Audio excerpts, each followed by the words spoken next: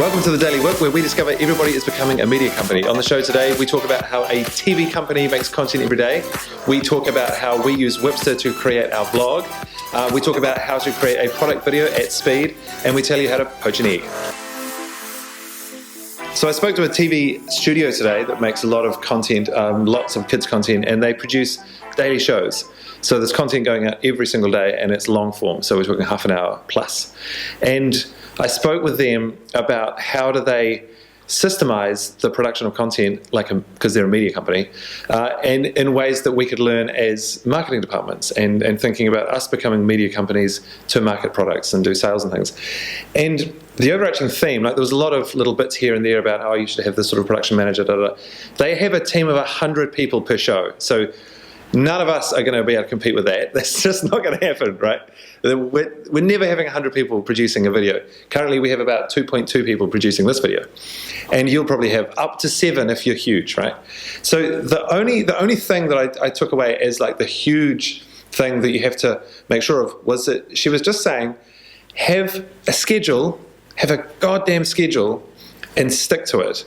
Because if you're doing it every day and you don't just have a systemized thing where everyone knows exactly what to do and you do everything at exactly the same time, you have to have mental problems and just do everything exactly the same every single day in terms of the structure of it. If you don't do that, the creativity can't bubble to the top, because you spend all of your creative energy trying to solve the problems of production, not adding creativity to the quality of the production.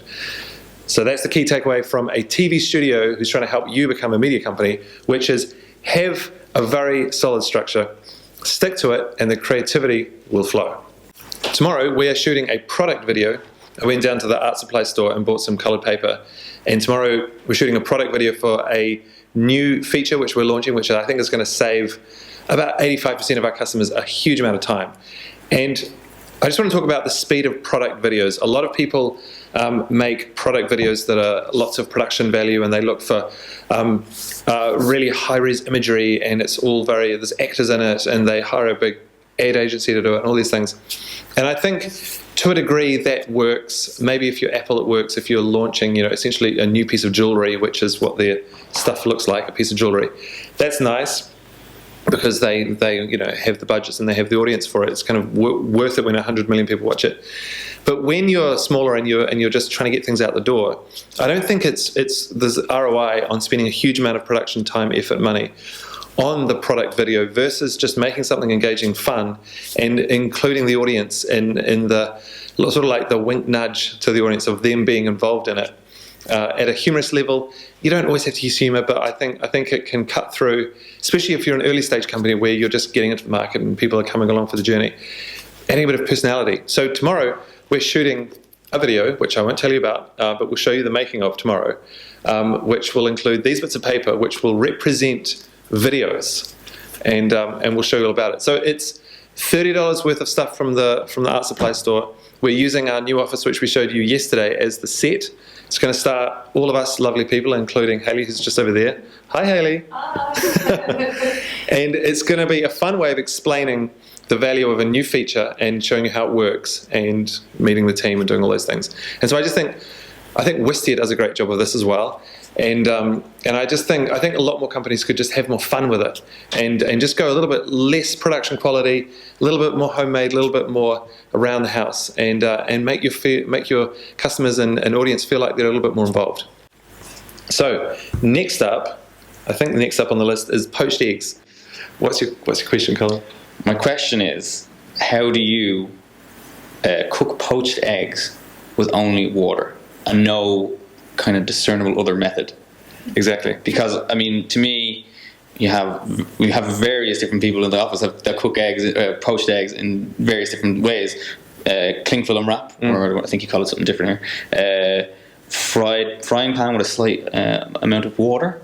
Pardon? Amateur.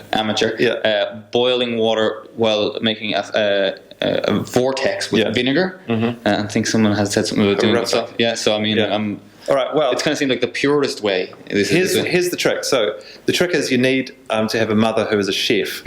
So my mum's a chef, and she can poach up to 12 eggs at the same time in one pot with nothing but water. I can't do that. How big's the pot? Just, a pot. And she will spin it, like this is pot water, she'll spin it, and then just crack all the eggs into one and just pour them all in, and they all just turn into perfect poached eggs. So I can't do that. So all I can tell you is how to do one. I actually do 2, up to 3 if I have to do one for Harper. So the trick is this. It's very, very simple. You have a pot with a lid. You put it on the stove, and you boil it till it's boiling. Then you turn it right down but not off. Take off the lid so it's not boiling anymore. It's just very slightly simmering. Crack the eggs straight into it. And then they cool the water down even more until it's not boiling or anything. There's nothing. It's just hot enough. But the elements on so it doesn't get cold. And then you leave them for the length of time a toast gets made. So the toaster, if it's like 1.2 minutes or something. When that pops, you take them out and put some oil down and then put them onto the toast. And they are perfect. There's nothing wrong I've with seen them. pictures, but I've tried it myself and it hasn't turned out. Right. Don't move the water around. Don't put salt. Don't put vinegar. Nothing. No amateur Glad wrap. Just the water. Rude. Perhaps I'll film it tomorrow. I'll put it in tomorrow's vlog. Yeah. How it happened to prove to you because I know you still don't believe me. Yeah. Put the eggs in separate parts of the pot. Well, you crack one over there and then you crack one beside it. You don't just put them on top of each other. And then they don't melt? They don't meld or anything. Even if they're right beside each other, because at times I'll do 4. And they're right up to each other, but they don't meld. You just go, take out 1, take out 2, take out 3. I don't believe you. Yeah, I'll show you. Sounds like black magic, to be quite honest. It is. It's black magic. Thanks for the question, Colin. Absolutely crazy that it seems that no one can poach eggs. So I can't show you today, but I will show you tomorrow in the vlog. Actually poaching an egg. I'll film it at home and show you that it's actually easier than you think. I know this is a podcast, not a podcast.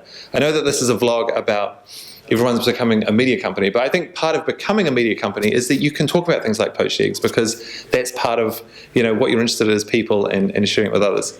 Anyway, you've made it to the end of episode, what is it, 9? 8. Oh my God, don't jump the shark. You've made it to the end of episode 8. Thanks for being here. Don't forget to subscribe, and now it's time to share. So we're trying to build our audience, so please share the link around. Email everyone you know, and put it on all the social networks. Send it to your grandma. Yes. Okay, see you tomorrow.